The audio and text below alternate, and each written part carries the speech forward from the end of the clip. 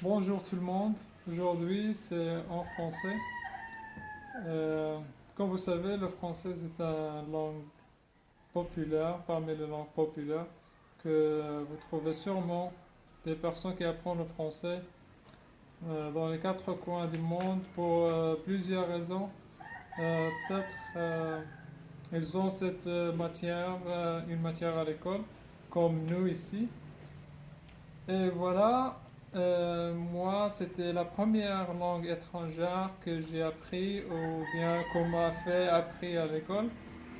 Et même avant, parce que à l'enfance, on regardait les dessins animés et c'était en français et en arabe. Et on les regardait tous, même si on comprenait rien. Voilà, on suivait les images. Et au quatrième année du primaire, on commence à apprendre le français. C'est à l'âge presque de 10 ans. Et voilà, c'était amusant, le son de la langue. On avait déjà été habitué au français, comme j'ai dit. On regardait les dessins animés et aussi, plus tard, il y avait les dessins animés, c'était le soir à 6 heures pendant la semaine. Et le week-end, c'était tout le matin. Voilà, notre maman s'énerve.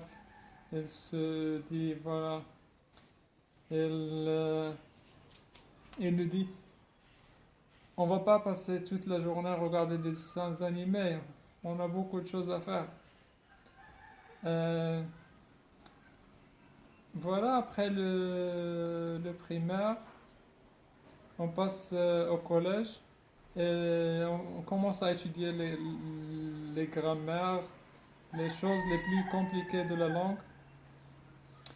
Et là, on remarque que beaucoup d'élèves n'arrivent pas à suivre la leçon parce que le professeur parle en français et ceux qui ne font pas d'efforts ou ceux qui ne regardent pas les dessins animés en français comme moi, par exemple, ils passent leur temps à jouer au foot, courir dans la rue. C'était pas, les choses ne vont pas très bien. Et ils n'arrivaient pas à suivre et pour cela ils avaient des mauvaises notes. Et ils commencent à détester la langue. C'était pas une bonne expérience, même pour moi qui je pouvais quand même comprendre ce que le professeur dit. Même c'était difficile pour moi l'expression écrite. Voilà, quand on avait l'examen. Et mes notes, j'avais pas des bonnes notes. Voilà, 12, 13. Ça passe, ça marche. Après le collège, au lycée, on commence à avoir des romans. Et les romans, c'était un peu bizarre parce que moi, j'avais pas l'habitude de lire des romans, même en arabe. Et le vocabulaire, c'était pas facile. C'était beaucoup de mots que je ne connaissais pas. Je devais chercher dans le dictionnaire pour voir le sens des mots. Voilà, une page, ça peut avoir des dizaines de mots que je ne connais pas. Donc c'était pas amusant de lire les romans.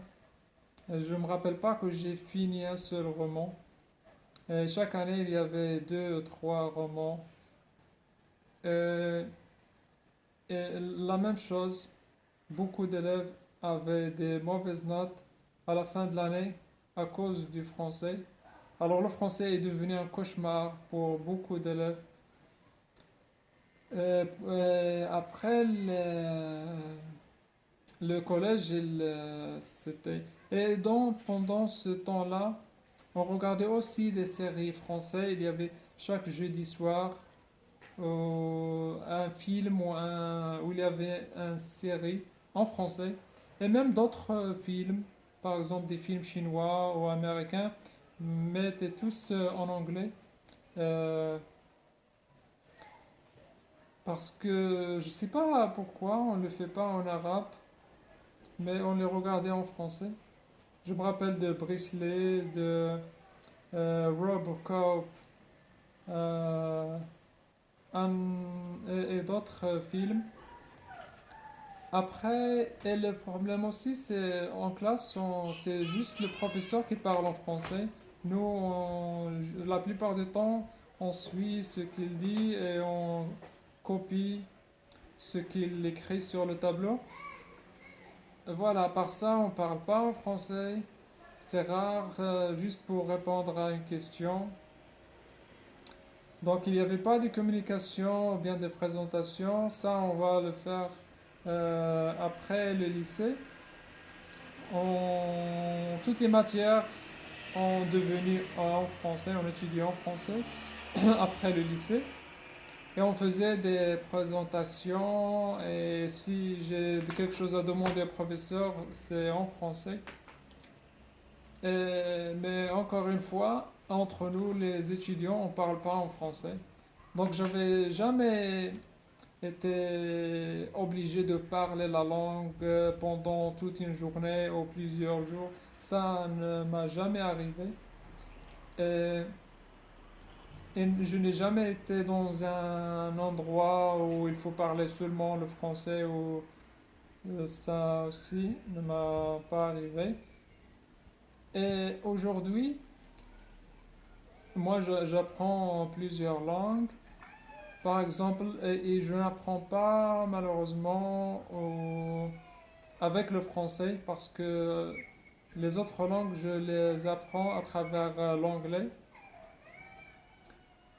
Parce que voilà, le chinois explique sa langue en anglais, le russe, alors tout le monde, parce que l'anglais, on dit, c'est la langue internationale. Après, alors actuellement, est-ce que le français est présent dans mon quotidien? Oui, il est présent.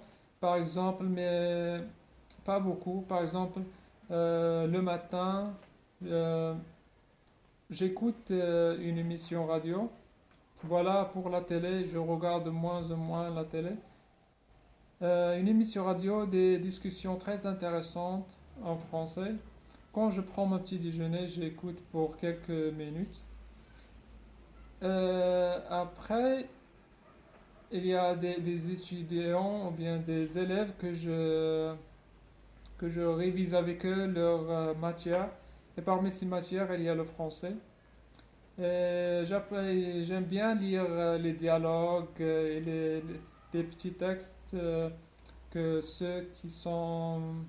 les, ceux qui ont moins de 10 ans, ils ont ces dialogues et ces petits textes euh, de divers sujets. On essaye de les reproduire comme ça en pratique et essayer de comprendre.